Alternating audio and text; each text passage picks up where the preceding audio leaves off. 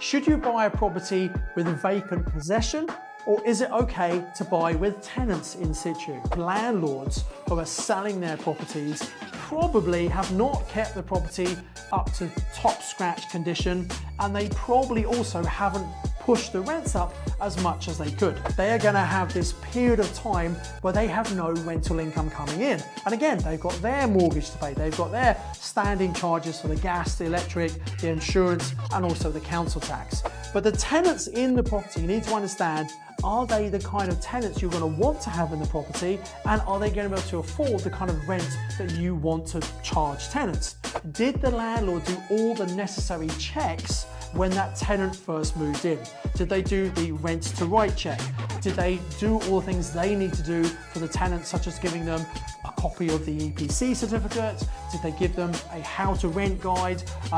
Did they do all the checks they need to do? And did they protect the deposit if indeed a deposit was put down? Hello and welcome to this episode of the Property Magic Podcast, on which I'm going to be answering the question, should you buy a property with a vacant possession, or is it okay to buy with tenants in situ? Now, this is a question I'm often asked, and the answer is, well, it kind of depends, and I've certainly done both. Most people, when they buy a property, normally it's going to have vacant possession, where it's empty, and if you need to do a big refurb, that's great, you can get in, get it all fixed up, then you can put the tenants in. The benefit of that, you put tenants in at the full proper market rent, whereas if you take a property on with current tenants, they're probably not going to be paying the full market rent.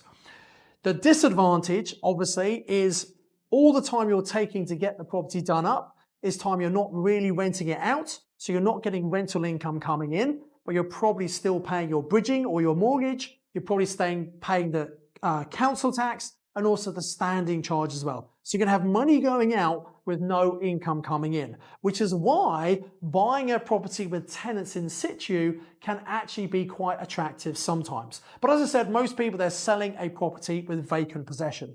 So when a landlord thinks, right, I'm going to sell my property, they might give tenants the notice to get them out because they think it has to be sold with vacant possession.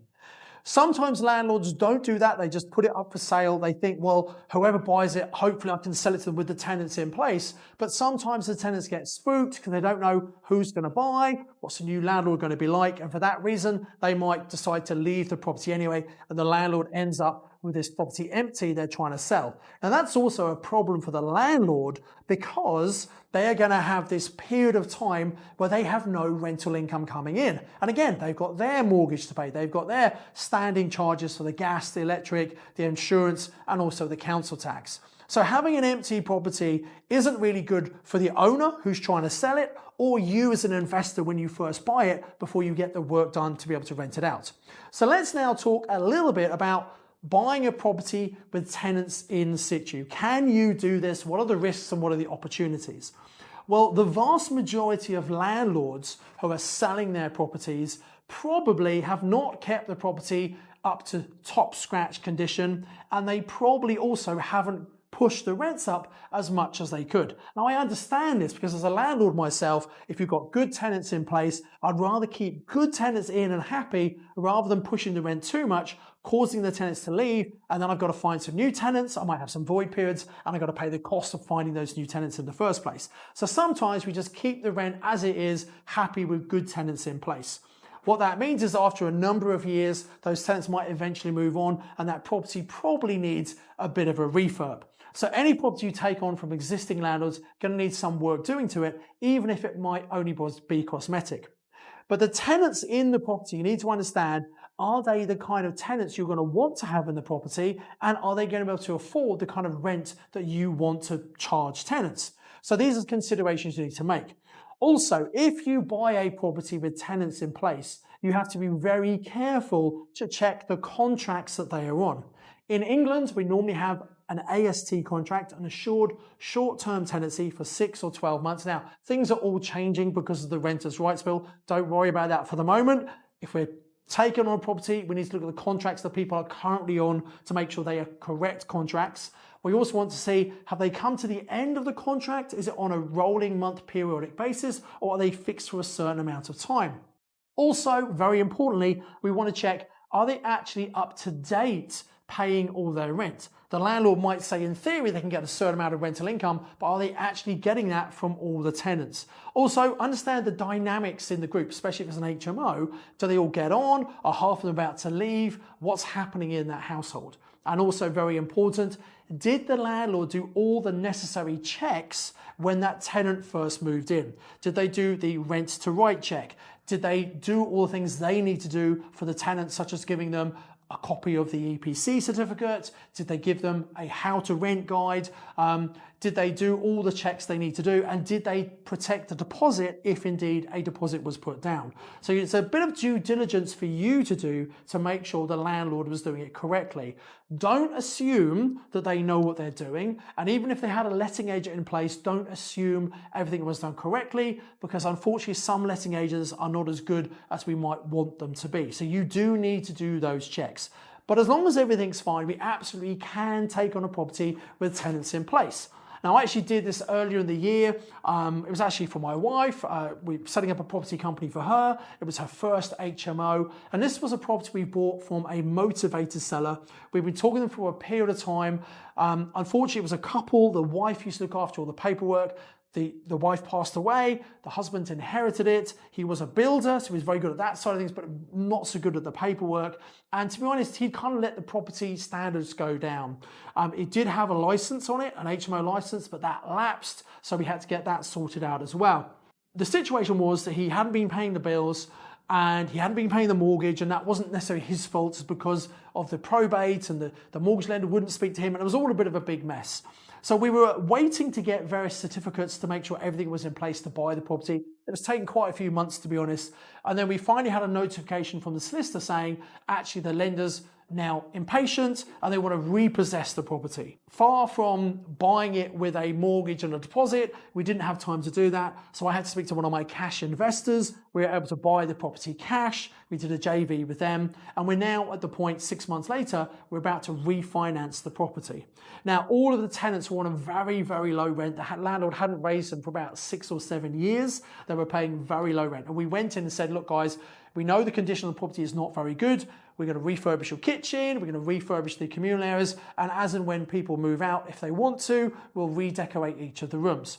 So what we were able to do was completely refurbish the communal areas despite the property being fully let. So here's what we did.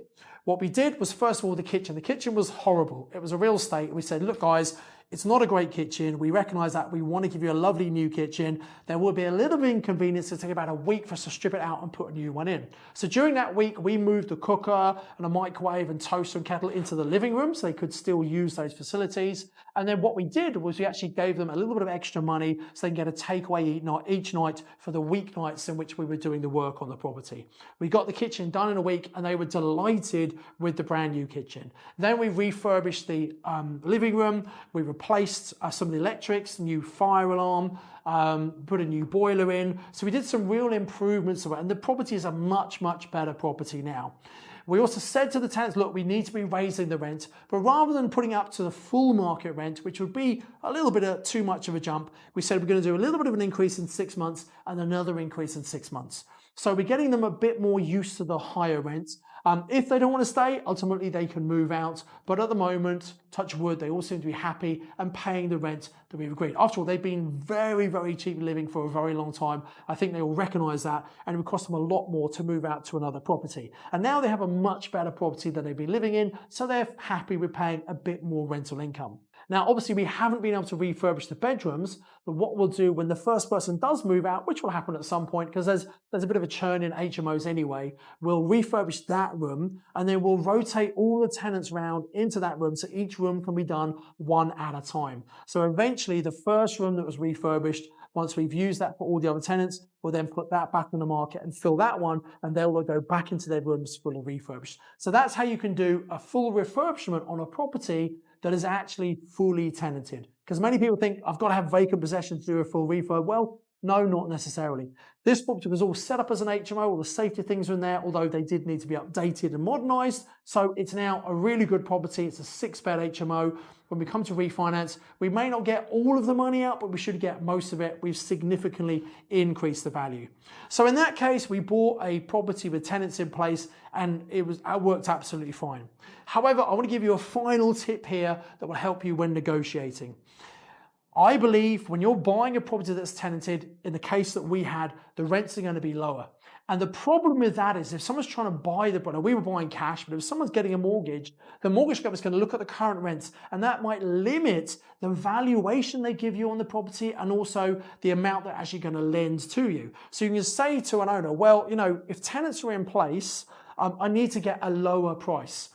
And also, it's a benefit for the landlord to sell with the tenants in place because they don't have this problem of having a vacant property, maybe with a mortgage and costs they've got to pay each month. So it's a better deal for them. So if you're buying a tenanted property, you should be securing it 10 to 15% below what you would pay if it would be empty. And very often landlords, they don't want to kick the tenants out. They'd much rather leave the tenants there. And that's a really good negotiation tip you can use when speaking to landlords, particularly if you want to sell the property with tenants in place. So I do hope this has been a useful episode of the Property Magic podcast. I hope it's given you some insight into, do I have to get property in vacant possession or could I buy it tenanted? Absolutely you can, but just make sure you check all the paperwork that everything has been done correctly. Because if there's been a problem in the past, you as a new owner will inherit that problem. You need to make sure that something can be rectified and not something that's going to cost you a lot of money. For example, if the deposits weren't protected in the right way, there's a bit of liability there that could come back on you. Obviously, when you move in, you issue new contracts. And also you need to give 2 months notice if you're going to put the rent up. You can't just put it up. You need to give people a little bit of time to adjust to that. But be a good landlord, come and look after the property, and I believe your tenants will look after your property and want to continue being customers of your property business. Now, of course, if you're watching the YouTube channel, I'd like to invite you to hit the like button. It helps with the algorithms. More people are going to see the video. Come and comment below. Do you prefer tenanted or vacant possession properties? And also make sure you subscribe to the YouTube channel, hit the bell icon to make sure you're notified whenever we bring a brand new video out on the Simon Zutcher YouTube channel. Thanks for watching. See you next time. Invest with knowledge, invest with skill.